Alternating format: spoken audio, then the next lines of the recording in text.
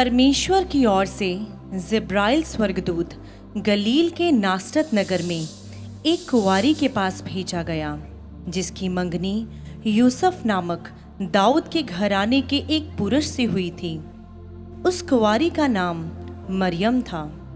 और जिब्राइल स्वर्गदूत मरियम के पास आया और स्वर्गदूत ने उसके पास आकर कहा, आनंद और जय तेरी हो, क्योंकि ईश्वर का अनुग्रह तुझ पर हुआ है। परमेश्वर तेरे साथ है। हे मरियम, भयभीत ना हो, क्योंकि परमेश्वर का अनुग्रह तुझ पर हुआ है। देख, तू गर्भवती होगी और तेरे एक पुत्र उत्पन्न होगा। तू उसका नाम यीशु रखना, क्योंकि वह महान होगा और परम प्रधान का पुत्र कहलाएगा। प्रभु परमेश्वर उसके पिता दाऊद का सिंहासन उसको देगा और वह याकूब के घराने पर सदा राज्य करेगा और उसके राज्य का कभी अंत ना होगा। परंतु ये कैसे संभव होगा? मैं तो किसी पुरुष को ही नहीं जानती। पवित्र आत्मा तुझ पर उतरेगा और परम प्रधान की सामर्थ तुझ पर छाया करेगी। इसलिए वह पवित्र जो उत्पन्न होने वाला है परमेश्वर का पुत्र कहलाएगा। देख, तेरी कुटुंबनी इलीशिबा के भी बूढ़ा जो 5 है पुत्र होने वाला है। यह उसका 6ठा महीना है, क्योंकि जो वचन परमेश्वर की ओर से होता है वह प्रभाव रहित नहीं होता। देख, मैं प्रभु की दासी हूँ, मेरे साथ तेरे वचन के अनुसार हो।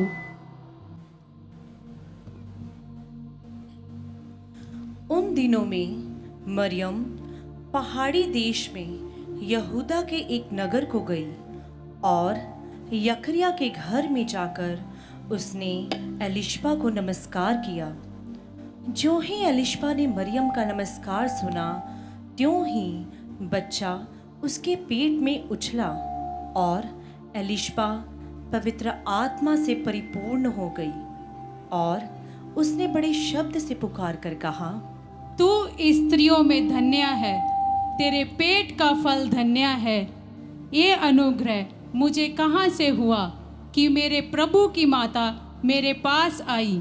देख, ज्यों ही तेरे नमस्कार का शब्द मेरे कानों में पड़ा, त्यों ही बच्चा मेरे पेट में आनंद के साथ उछल पड़ा। मेरा प्राण प्रभु की बढ़ाई करता है और मेरी आत्मा मेरे उद्धार करने वाले परमेश्वर से आनंदित हुई है, क्योंकि उसने अपनी दासी की दीनता पर दृष्टि की है। इसलिए देखो, अब से सब युग युग के लोग मुझे धन्य कहेंगे, क्योंकि उस शक्तिमान ने मेरे लिए बड़े बड़े कार्य किए हैं और उसकी दया उन पर जो उससे डरते हैं पीढ़ी से पीढ़ी तक बनी रहती है। उसने बलवानों को सिंहासनों से गिरा दिया और दीनों को ऊंचा किया। उसने अपना भुजबल दिखाया और जो अपने आप को ऊंचा समझते थे उन्हें तितर बितर किया। उसने भूखों को अच्छी वस्तुओं के साथ तृप्त किया और धनवानों को छूछे हाथ निकाल दिया। उसने अपने सेवक इज़राइल को संभाल लिया कि अपनी उस दया को स्मरण करें जो इब्राहिम और उसके पूरे वंश पर रहेगी, जैसा उसने हमारे बाप दादों से कहा था। फिर मरियम लगभग 3 महीने उसके साथ रहकर अपने घर लौट आई।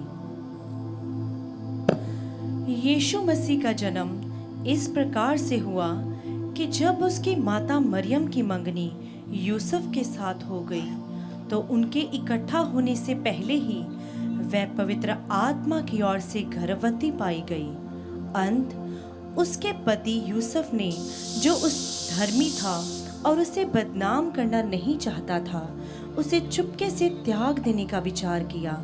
जब वह इन बातों की सोच ही में था, तो प्रभु का स्वर्गदूत उसे स्वप्न में दिखाई देकर कहने लगा, हे यूसुफ, दाऊद की संतान, तू अपनी पत्नी मरियम को अपने यहाँ ले आने से मत डर, क्योंकि जो उसके गर्भ में है वह पवित्र आत्मा की ओर से है। वह एक पुत्र जनेगी, तो उसका नाम यीशु रखना, क्योंकि वह अपने लोगों का उनके पापों से उद्धार करेगा। यह इसलिए होगा कि जो वचन प्रभु ने भविष्यद्वक्ता के द्वारा कहा था कि देखो, एक कुंवारी गर्भवती होगी और एक पुत्र जनेगी, जिसका नाम इमैनुअल रखा जाएगा, जिसका अर्थ है प्रभु हमारे साथ है। तब यूसुफ नींद से जाग उठा।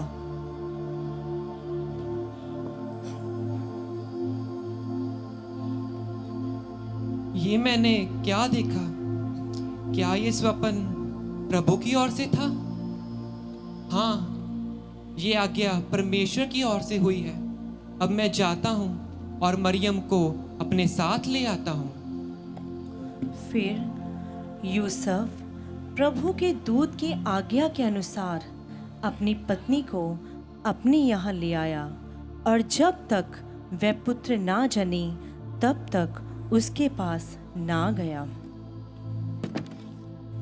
और उस देश में कितने गडरिये थे जो रात को मैदान में रहकर अपने झुंड का पहरा देते थे, और प्रभु का एक दूत उनके पास आ खड़ा हुआ, और प्रभु का तेज उनके चारों ओर चमका, और वे बहुत डर गए। तब स्वर्गदूत ने उनसे कहा, मत डरो, क्योंकि मैं तुम्हें बड़े आनंद का सुसमाचार सुनाता हूँ, जो सभी के लिए होगा। देखो, आज दाऊद के नगर में तुम्हारे लिए एक उद्धारकर्ता जन्मा है, और यही मसीह प्रभु है। और इसका तुम्हारे लिए यह पता होगा कि तुम एक बालक को कपड़े में लिपटा हुआ और चरनी में लेटा हुआ पाओगे। तब एकाएक उस स्वर्गदूत के साथ स्वर्गदूतों का दल परमेश्वर की स्तुति करते हुए यह कहते हुए दिखाई दिया, आकाश में परमेश्वर की महिमा, और पृथ्वी पर उन मनुष्यों में जिनसे वह प्रसन्न है, शांति हो। जब स्वर्गदूत उनके पास से स्वर्ग को चले गए, तो गडरियों ने आपस में कहा, आओ हम बैतलहम जाकर यह बात जो हुई है और जिसे प्रभु ने हमें बताया है देखें। और उन्होंने तुरंत जाकर मरियम और यूसुफ और चरनी में उस बालक को पड़ा देखा।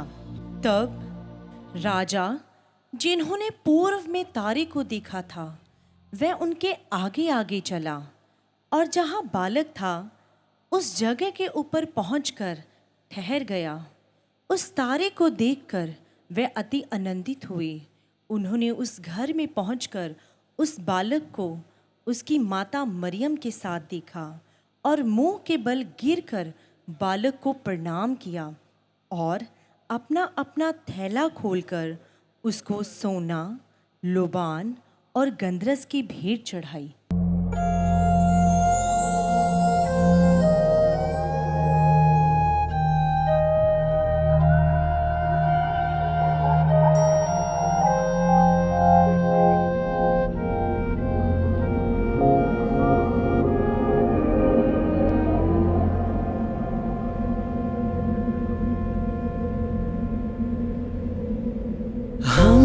तीन बादशाह मशरिक के हैं, सजदा करने हम आए हैं।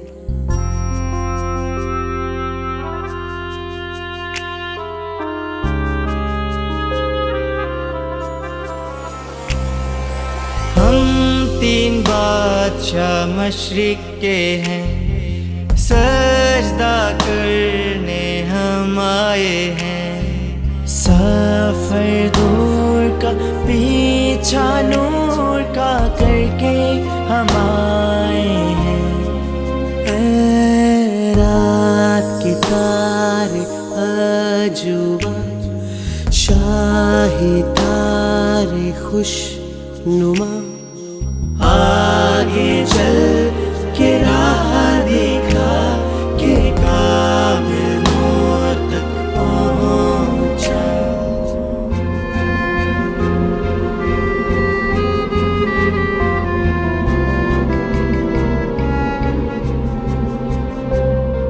सोना लाया मैं बादशाह, बैतलहम है जिसकी दरगाह।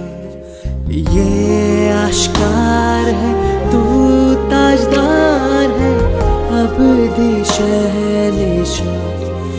ऐ रात के तारे अजूबा, शाही तारे खुशनुमा, आगे चल के राह दिखा के काबिलों तक पहुंचा।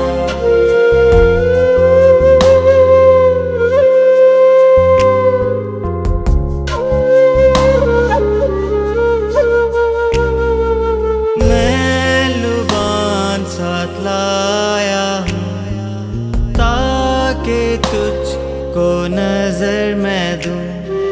दिल और जान से और ईमान से तुझको खुदा मानूं। ऐ रात के तारे अजूबा, शाही तारे खुशनुमा, आगे चल के राह दिखा के काबिलों तक पहुंचा।